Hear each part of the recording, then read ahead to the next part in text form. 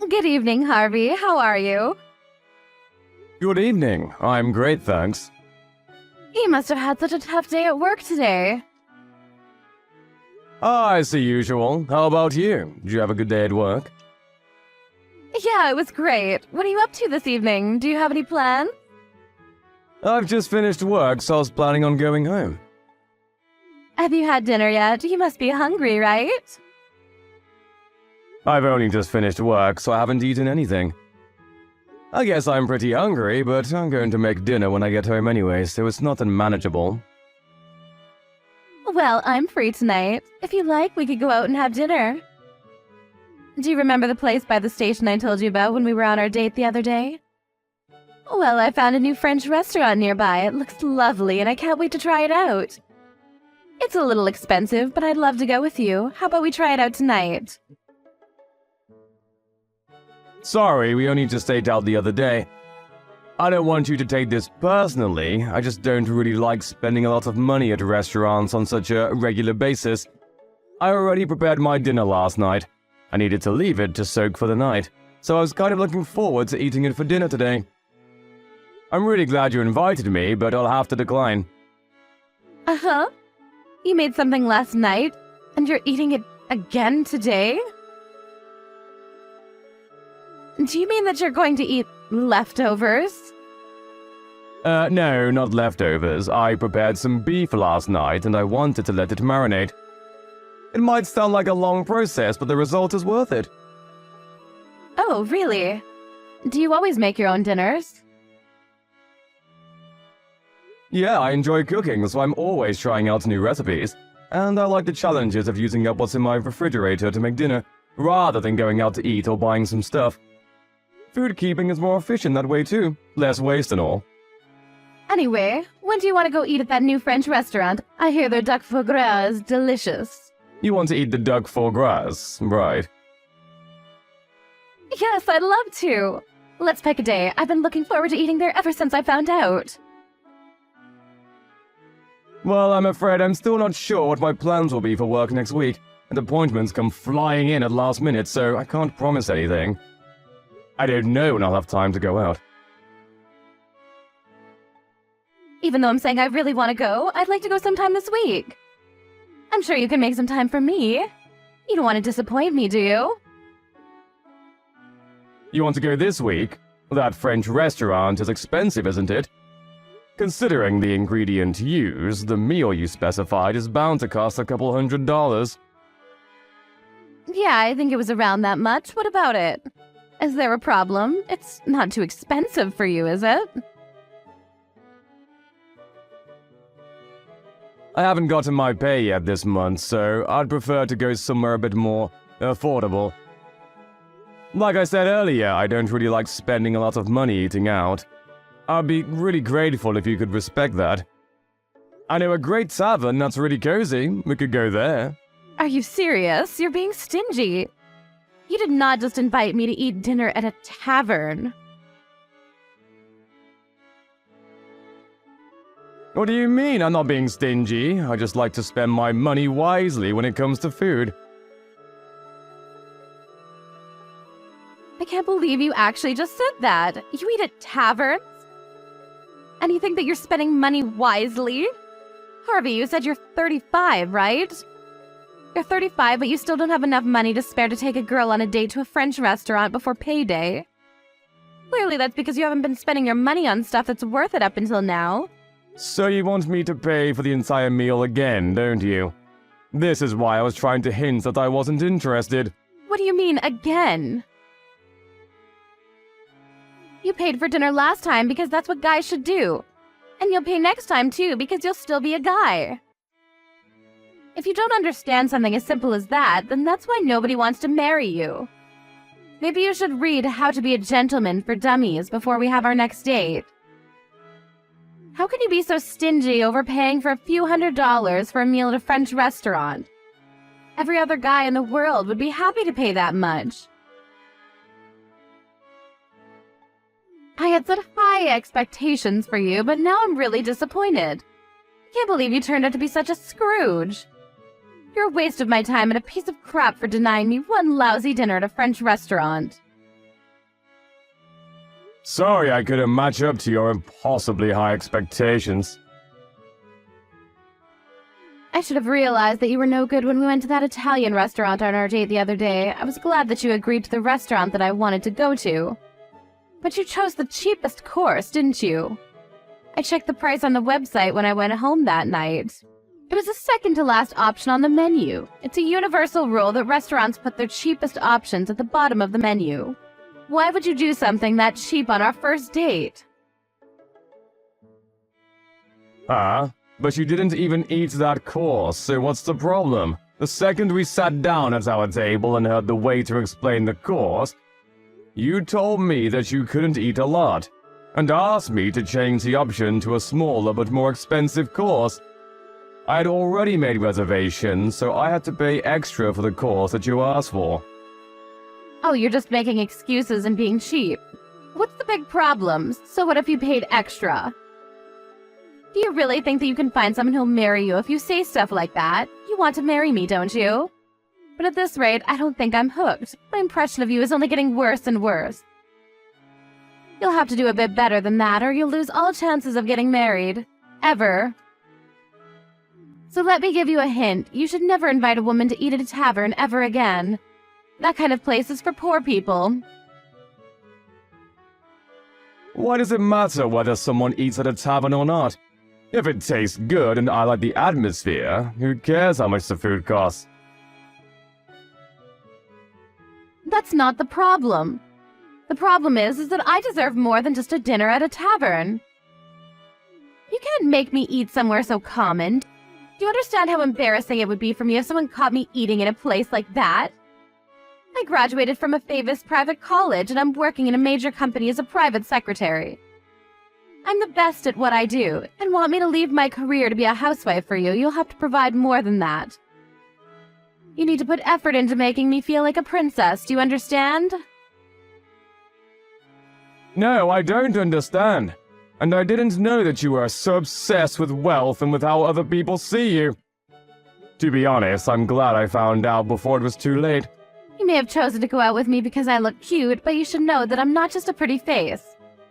I have a wonderful character, too. But what about you? You're 35, you're not that bad looking, I guess. You can pass as average. But you're cheap and you like to nitpick about where you eat, and you like to cook. With your salary, you should have a maid for that. But no, you do it all yourself. What are you, an old woman? I was shocked when you told me that you didn't want to go out to eat before your payday, too. You should have enough money saved up now to go eat whenever you want. Why do you have a problem with spending money? I'm sorry, I didn't think you'd react this badly to how I spend my money and my free time. If you think that badly of me, then maybe we shouldn't talk to each other anymore. I'm not interested in going out to eat food with someone who'll insult me for how much I pay anyway.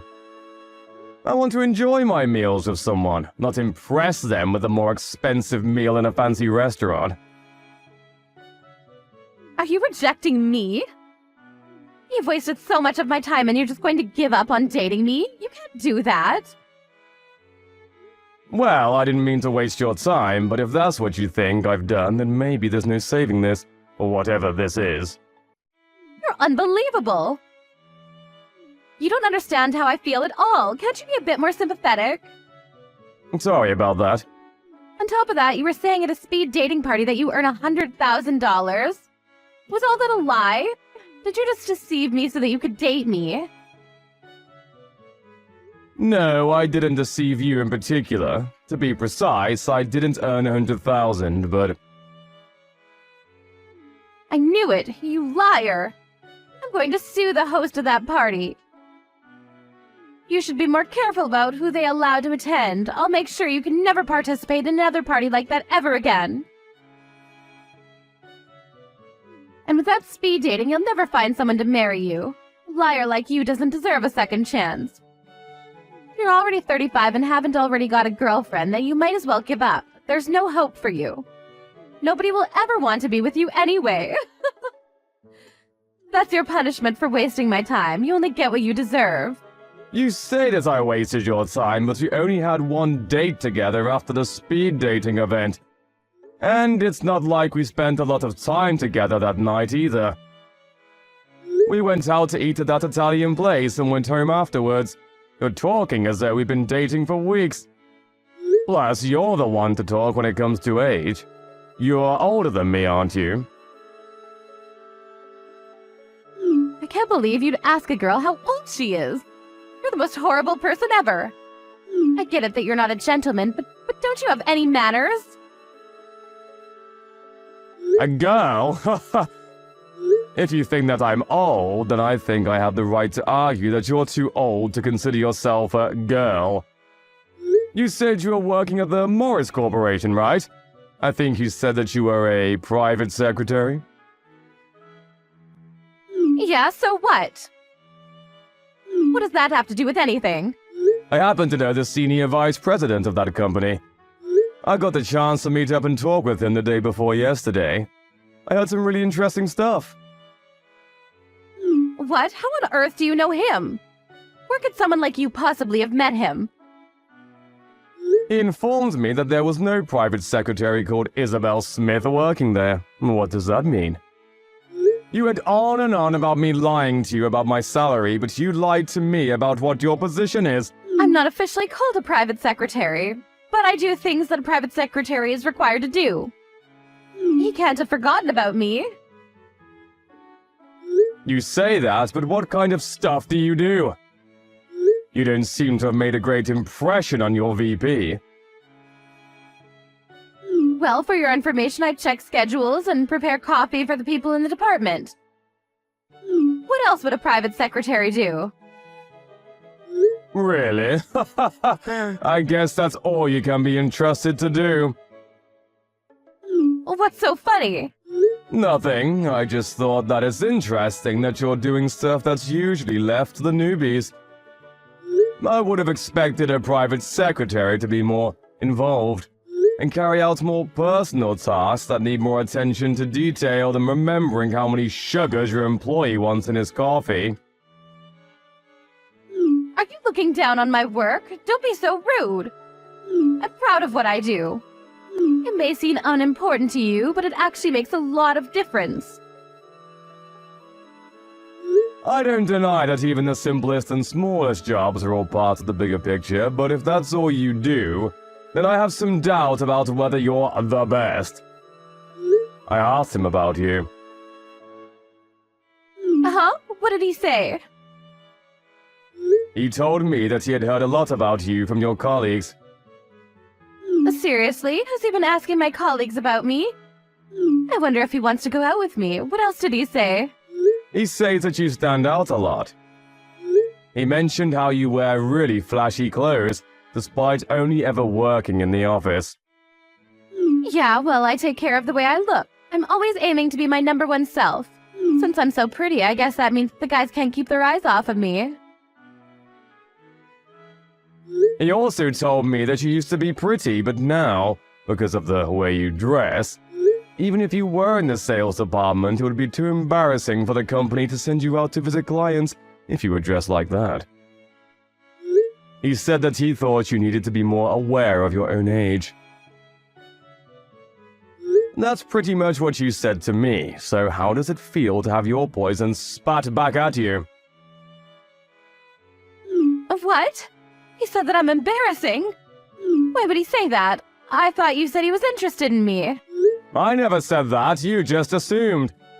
Anyway, I was really surprised when I heard this, but I found out that you entered the company in the same year as the VP. You entered the company after graduating college, and if you've been working the same number of years as him, then...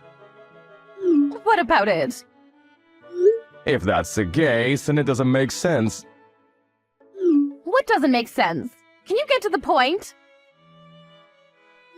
Your age, or the age you announced you were at the speed dating party. You told me that you were 38. But the funny thing is, the senior vice president told me he was 45 just the other day. You were lying about your age, weren't you? He's just misremembering things. He didn't enter right after college. He was...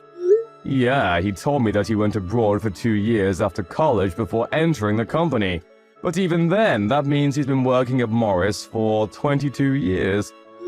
You entered at 21, so plus 22 equals the sad truth you tried to hide. How dare you try to calculate a girl's age? Just how insensitive are you? You're not a girl anymore. If you at least owned your age, I would have had more respect for you. But instead, you just insulted me about my age and my spending habits.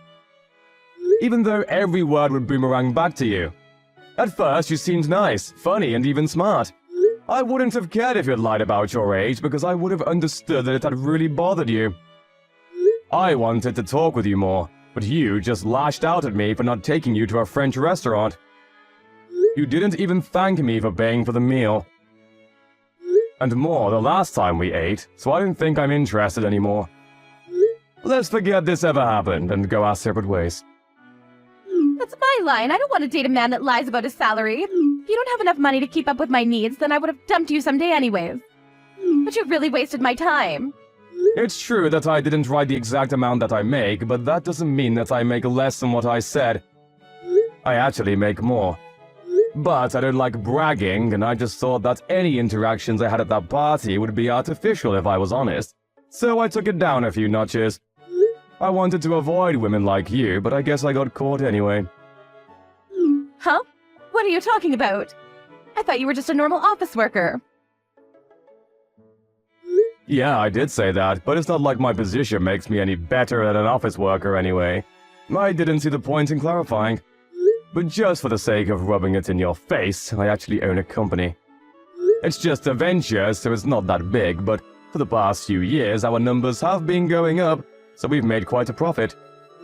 I've been investing in property too, so I earn way more than the 100K I told you about. Unfortunately for you, I used to be poor, so I can't get out of the habit of being careful with how I spend my money, even though I have plenty to spare.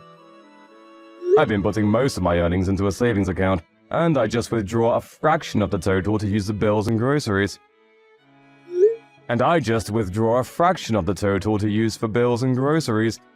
I honestly enjoy cooking, so I still prefer to make my own dinners rather than eat expensive meals at restaurants.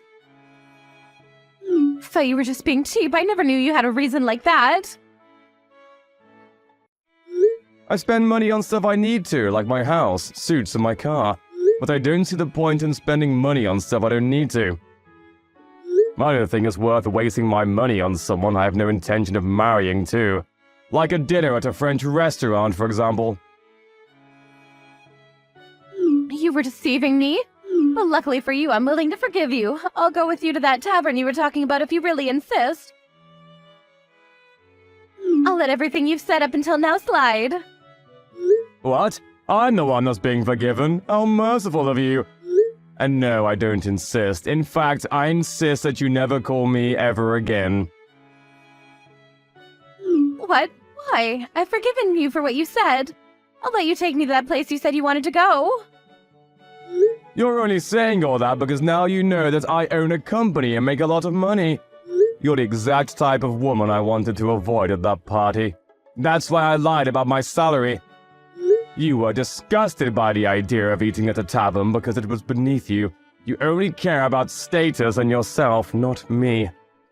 I broke up with my girlfriend a few months back and I'd finally regained a positive image of getting married. But I never thought that I would be insulted this much by a woman I only had one date with. I don't think I'll be going to any more speed dating parties. But I think I've done every other participant a favor by telling the host that you were lying about your job and your age. What? You can't be serious. I also warned them that you were verbally abusive and that your behavior was inappropriate for a grown adult. They've assured me that your application will be removed and your name will be put on the blacklist. I hope that this way you won't bother anybody else with the same crap. What are you talking about? Wait a second, please. I've already been kicked out of several other speed dating events. I can't lose any more chances to find someone that will marry me. You can't do this. Please don't leave me. I think we'll be really compatible for each other. Why don't we start over? Start over? There's nothing between us to start over. You ruined things before they had even begun. But I do pity you. I hope that you'll be able to reflect on your actions and find someone who you can respect and treat a lot better than you treated me. First, you'll have to get over yourself, old woman. Thanks to Harvey reporting Isabel to the host of the event, she was banned from participating in any other events with the same matchmakers. The senior vice president's comments about her appearance must have bothered her a lot because she had begun to take more care with her clothes and the way she acted around her colleagues. She was wearing less vibrant and patterned clothing and had become more and more monotone. Apparently, her existence had become more and more dull and invisible. Seems that she's putting a lot of effort into her online profiles on matching and dating apps, but considering her standards and her personality, it looks like she's having a lot of trouble finding someone who earns $100,000 annually. As for Harvey, he settled down with the next woman he met, who was also fond of cooking, and enjoyed eating out at places that were friendly and comfortable together rather than stiff black-tie restaurants. His business is on the rise, and he's looking forward to when his son or daughter will be born.